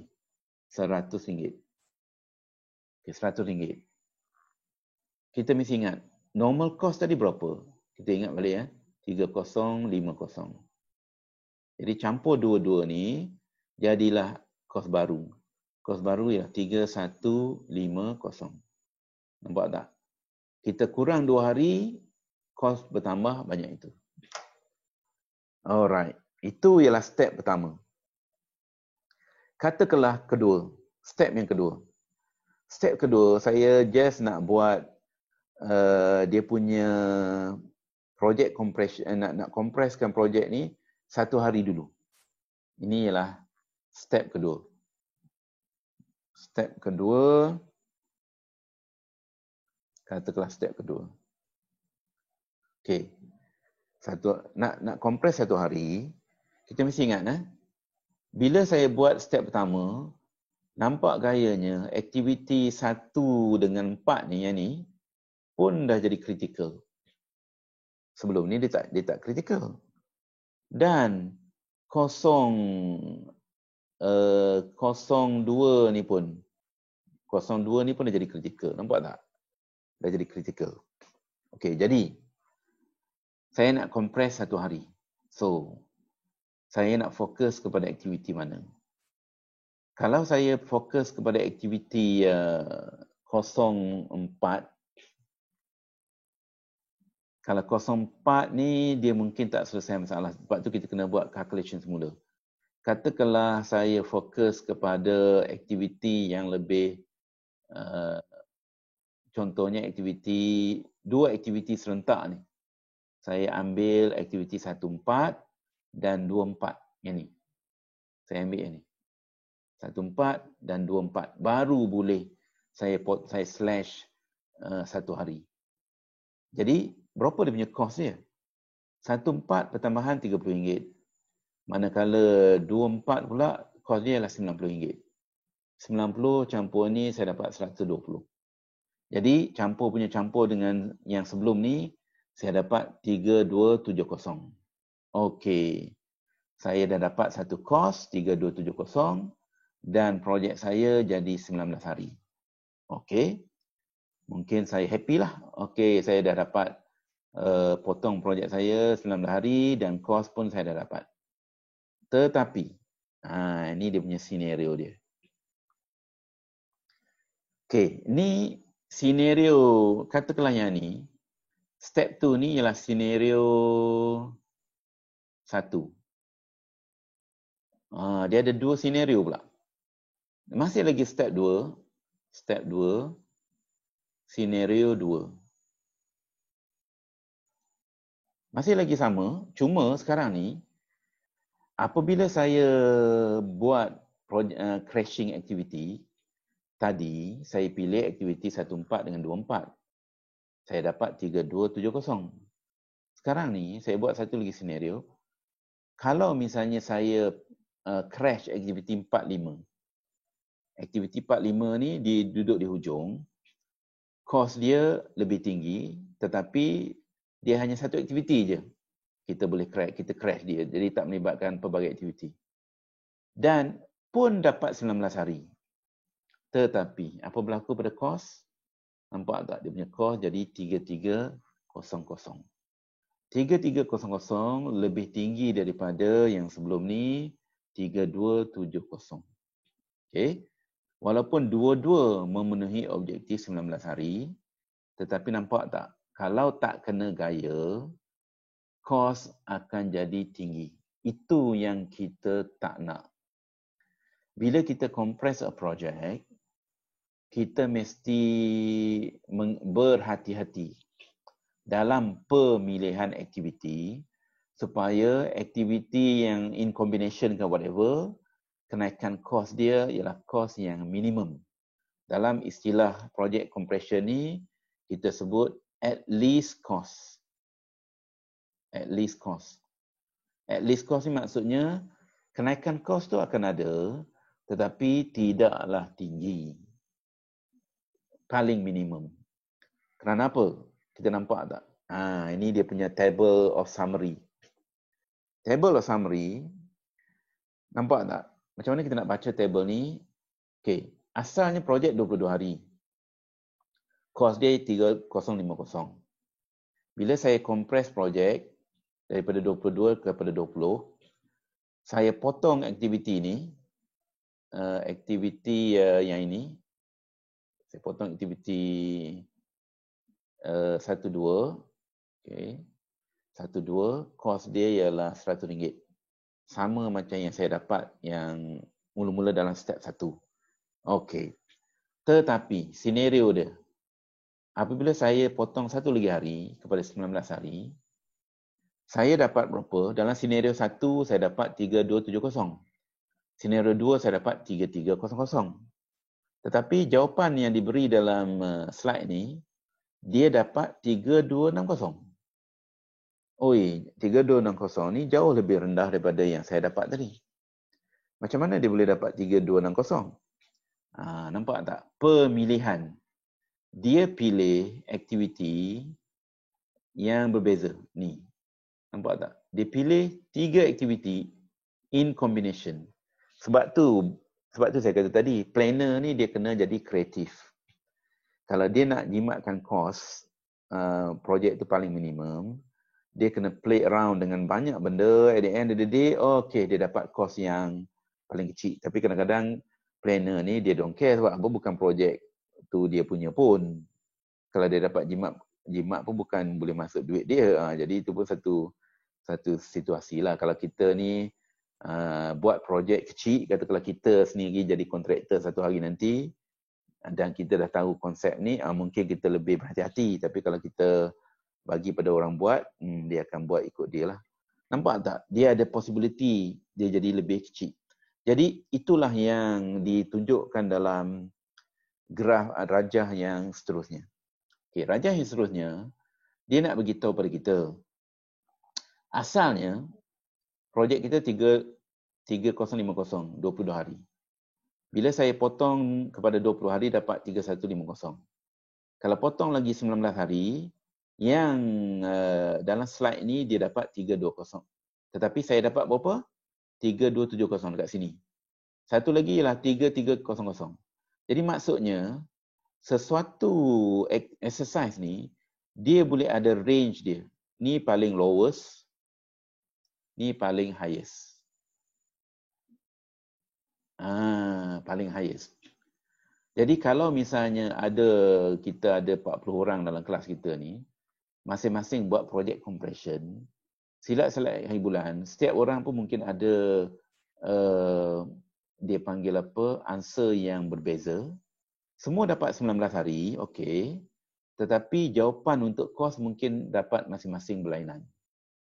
Tetapi kalaulah soalan tu dia sebut at least cost, jawapan yang kita nak ialah yang ni saja. This is the right answer. Tetapi kalau jawapan tu dia open, contohnya dia open, okey, kita nak projek ni siap dalam masa 19 hari, berapakah dia punya cost? Dia tak sebut least cost. Jadi apa-apa cost yang within this range, part satu ni boleh diterima lah. Tetapi what is the purpose of kita kata buat project compression? Buat project compression ni kita nak jimatkan cost, jimatkan masa. Pada masa yang sama, kita tak nak kenaikan kos tu jadi terlalu besar. Kalau itulah dia punya konsep dia, the lowest cost ni, inilah yang kita cari. Okay. Alright. So last kali kita ada satu example. Satu example ni kita ada contoh aktiviti dia diberi, normal cost diberi, crash cost diberi, normal cost diberi, crash cost diberi. Okay. Jadi semua maklumat diberi, cuma yang kita perlu cari ialah apa? Cost slope. Macam mana nak calculate cost slope? Again, contohnya untuk aktiviti A, saya bagi satu contoh. A, cost slope dia 14,000, tolak 12,000, bahagi dengan 120, tolak 100 hari, kita akan dapat. Berapakah cost dia? A ialah RM100. Okay. Saya akan dapat RM100 per, yang ini mungkin duration, katakanlah duration dia per day lah. Nampak tak? Jadi, kalau misalnya soalan tu tak diberi cost slope, kita kena calculate macam itulah cost slope. Okay, lepas tu, kita kena buat project duration. Okay, project duration. Kita cari, buat solution dia guna AOA diagram. Saya pun dah dapat calculation dia, critical path yang kuning. Dan juga saya dapati projek ialah 140 hari. Okey, 140 hari. Ini dia. Okey, cuma di dalam soalan, kadang-kadang dia ada bagi trik sikit. Dia ada bagi indirect cost. Ni, RM50. Jadi, bagaimana pula dengan total cost? Total cost maksudnya direct cost plus indirect cost. DC plus IC. Jadi, kalau misalnya nak cari indirect cost, kita kena kali dengan bilangan hari. Contohnya macam inilah saya bagi indirect cost ni. Indirect cost 140 kali dengan 50 jadi 7,000. Bagaimana pula dengan normal cost? Normal cost telah pun diberi dalam maklumat ni. Ini dipanggil normal cost. Normal cost ni, kalau kita campur semua benda ni, dia akan jadi, kalau tak silap saya, 48,300. Ini ialah normal cost. Okay. So, total cost untuk projek ni ialah ini. DC campur ini ialah 55,300. Projek akan berlangsung selama 140 hari. Okey, itu kita kena establish dahulu. Okay, sekarang ni kita dah ready untuk buat exercise step number 1. Tetapi sebelum pergi kepada step 1, kita nak kena come out dengan yang normal dulu. Normal cost dengan normal duration. Jadi kita dah establish. Dan setiap cost slope kita dah tulis kat sini. Dah ada dah. B 5 hari saja dia boleh RM200. C RM100 600. 10 hari ni 10 hari RM60. Ni 10 hari, setiap hari 120 dan juga 15 hari 300. Semua cost slope telah pun ada. Okey, katakanlah step pertama. Step pertama, saya nak reduce daripada 140 jadi 130. Nampak tak? 10 hari. Reduce by 10 days.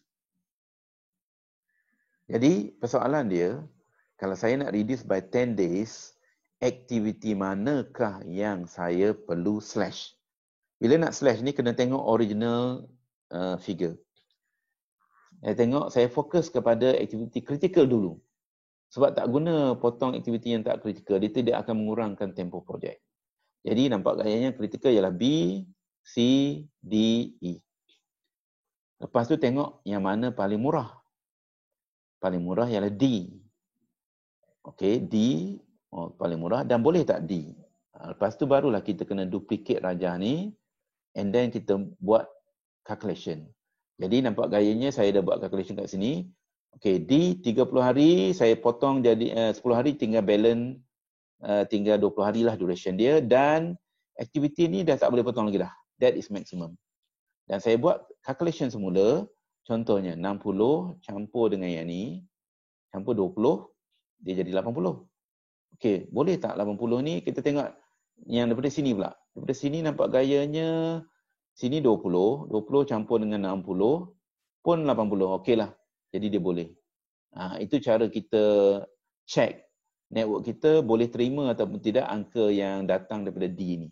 Sebab takutnya ada value yang lebih besar datang daripada F ataupun aktiviti yang lain-lain lah. Jadi kalau boleh, jadi sekarang ni aktiviti kita D ni kita boleh potong jadi 80 campur dengan 50 jadi 130.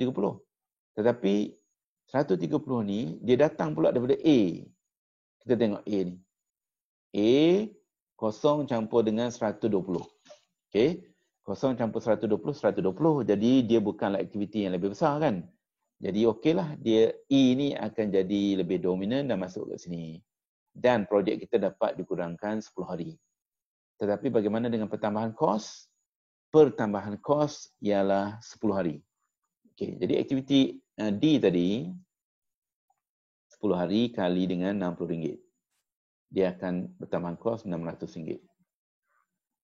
Okey, itu pertambahan kos. Tetapi kita mesti ingat adanya indirect cost yang berkurang. Indirect cost sekarang ni dia dah jadi kurang 10 hari. 1 hari berapa ringgit? RM50. Jadi indirect cost RM50 kali dengan 10 hari sama dengan 500. 500 ni ialah negatif tau. Dia mengurang. Jadi secara netnya projek kita ni kita kurangkan 10 hari, net dia ialah RM100 sahaja pertambahan dia. Jadi kalau RM100 kita tambah balik dengan yang tadi awalnya projek kita asalnya ialah 5,000 ini ya. 55,300 kalau saya buat calculation begini, tambah ke sini 55,300 jadilah 55,400. Itu contohlah. Okey. Jadi dapatlah dia punya total cost baru. Jadi pertambahan dia tak banyak RM100. Walaupun direct cost bertambah 600 tetapi indirect cost dia mengurang pula dah. Sebab apa? Kurang dia punya duration of work tadi. Okey, jadi itu cara dia. Okey. Ini step yang pertama. Step yang kedua. Katakanlah step yang kedua, okey, sebelum kita pergi tu, kita tengok apa berlaku pada critical path. Nampak gayanya critical path dah pun bertambah. Asalnya tadi B, C, D, E, sekarang ni dah jadi B, C, D, E, termasuklah F. Tinggal lagi A je lagi yang belum jadi critical. Jadi, kalau saya nak reduce daripada 130 kepada 120 pula, untuk next step ni, saya kena potong aktiviti yang mana. Aktiviti D dah tak boleh potong sebab dia dah sampai limit. Jadi, saya crash aktiviti E. Saya pilih aktiviti E. Bila pilih aktiviti E, saya kena buat recalculation semula. Boleh atau tidak saya potong aktiviti E sebab dia bersambung-sambung dengan line, banyak line ni. Jadi, bila saya buat sini, ni 80. 80, ini jadi 40, dia dah habis. 80 campur 40 jadi 120. 120 boleh sebab apa? Aktiviti daripada atas ni 120 juga. Jadi, dia tak lebih. Jadi, saya dah boleh potong aktiviti E ni by 10 hari. Bila saya potong aktiviti 10 hari, E ni 10 hari, berapakah dia punya cost? Kita ingat ni 10 kali dengan 120 maksudnya 1,200. 1,200 ni ialah pertambahan, tetapi dia ada pengurangan 500. Jadi net dia ialah 700. 700 ni saya campur balik dengan yang sebelum ni ialah 5,300. Dia akan jadi, inilah nilai new cost kita. Okay. Jadi sekarang ni untuk cycle 2, saya dah dapat potong saya punya projek selama 120 hari, tetapi kos saya dah bertambah RM700. Net net RM700 setelah mengambil kira direct cost dengan indirect cost. Dan apabila saya buat begitu, nampak gayanya semua aktiviti dah jadi critical. Semua dah jadi kuning. Katakanlah saya nak buat pemotongan lagi. Next step. Cycle nombor 3. Cycle nombor 3, saya nak potong 5 hari. Saya saja potong 5 hari dulu. Bila saya nak potong 5 hari, ni, daripada 120 jadi 115. Saya potong 5 hari. Bila saya nak potong itu, saya dah tak boleh potong E dah tak boleh. E dah tak boleh, D dah tak boleh. Saya boleh potong A, B, C, F. A, B, C, F. Tetapi, saya nak potong 5 hari ni, saya boleh fokus pada A dan juga B. Bila saya buat begitu, saya boleh achieve saya punya objektif, dapat potong 5 hari. Okay. Berapakah pertambahan kos dia? Ini dia punya pertambahan kos. A 500, B 1000, net dia ialah 1500. Manakala yang kita panggil indirect cost 5 hari saja, 250 hari. RM250 itu ialah negatif. Net ialah 1250. Akhir sekali saya dapat value ni. Okey, persoalan dia, katakanlah saya nak potong lagi 5 hari. Ni step number 4. Ini dia. Jadi, E dah tak boleh potong. E tak boleh potong, D tak boleh potong. B dengan A dengan B masih lagi boleh potong daripada sebelum ini. Tetapi sekarang ni bila saya potong A, C dan juga F. Okay. A, C, F. Sebab tadi B dah habis. Saya A, C dan F sahaja. B dah tak boleh potong. Jadi, saya boleh achieve saya punya objektif. Maksudnya, saya dapat potong sebanyak 5 hari lagi. Dapatlah saya siapkan jadi 110 hari. Okey, persoalan dia, katakanlah saya pergi cycle number 5. Cycle number 5 ni tak ada kat sini. Boleh tak saya compress lagi saya punya projek? A masih lagi boleh. Sebab dia ada limit dia lagi. C 5 hari lagi. F 10 hari. Nampak gaya mungkin limit paling rendah saya boleh pergi ialah selama 105 hari. Saya masih lagi kena potong A, F dan C. Saya buat cara yang sama, proses yang sama. Nanti saya akan dapat nilai yang lebih tinggi lagi lah. Tapi yang itu saya tak buat dia punya exercise dia. Okay, kalau kamu buat sendiri nanti, kamu akan dapatlah dia punya total new cost dan juga dia punya total duration dia mungkin 105. Tetapi, ini kalau kita completely crash a project sampai dia tak boleh crash lagi. Sering kali, mungkin dia tidak ada keperluan sampai kita nak totally crash a project sampai dia punya limit. Cuma kalau dalam exam, kalau kita ask for completely crash a project ni, mungkin dia punya solution ni akan mengambil masa lama. Sebab tu kalau kamu tengok previous exam question, dia hanya suruh kamu compress mungkin 1 ataupun 2 aktiviti tertentu dalam beberapa hari. Dan daripada situ kita nak tahu apakah dia punya new total cost. Jadi kalau kamu faham dia punya konsep of crashing project tu, step by step, kita pilih critical activity dulu dan kita pilih cost slope yang paling rendah supaya pertambahan cost tu tidak jadi terlalu tinggi Dan akhir sekali kita akan dapat memenuhi objektif untuk compress project tu at minimum cost. Okey, itu dia punya example. Dan dalam slide saya pun saya ada bagi beberapa contoh exercise yang datang daripada previous exam question. Jadi dalam kamu punya exam question yang 2 set yang kamu kena buat assignment ketiga tu pun saya rasa ada dia punya soalan tentang project crashing. Jadi kamu boleh try yang itulah. Alright, jadi itu kita punya kelas for